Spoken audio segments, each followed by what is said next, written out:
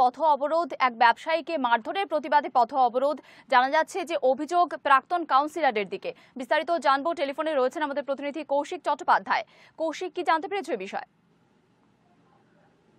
মীনাক্ষী, আজকে বেলা 11টা নাগাদ রায়গঞ্জের মোহনবাসী বাজার সংলগ্ন একটি চাপা গলি দিয়ে প্রাক্তন কাউন্সিলর, পৌরসভার প্রাক্তন কাউন্সিলর বরেন বৈশ্য হেঁটে যাচ্ছিলেন।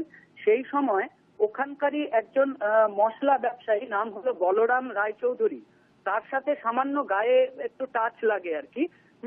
তো ব্যবসায়ীদের পক্ষ থেকে যেটা জানানো হয়েছে আমাদের, যে এই সময় তিনি তার সাথে কথা কাটাকাটিতে লিপ্ত হন এবং সেটা হাতাহাতিতে গিয়ে পৌঁছয় এবং বরেন বৈশ্যর বিরুদ্ধে অভিযোগ যে তিনি নাকি ওই ব্যবসায়ীকে আঘাত করেন সজোরে তার মুখে।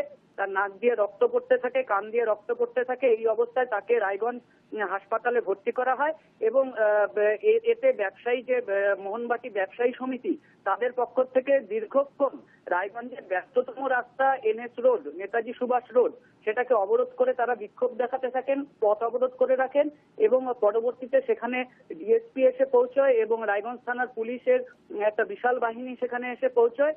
তারা সাময়িকভাবে 1:15 নাগাদ পথ অবরোধ তুলে নেওয়ার পরে তারা আবার মিছিল করে রায়গঞ্জ থানায় ওই বরেন বৈশ্যকে গ্রেপ্তারের দাবিতে, 12 ঘন্টার মধ্যে গ্রেপ্তারের দাবিতে তারা রায়গঞ্জ থানার গিয়ে অবস্থান করছেন। মীনাক্ষী, ধন্যবাদ কৌশিক। কথা বলছিলাম আমাদের প্রতিনিধি কৌশিক চট্টোপাধ্যায়ের সঙ্গে।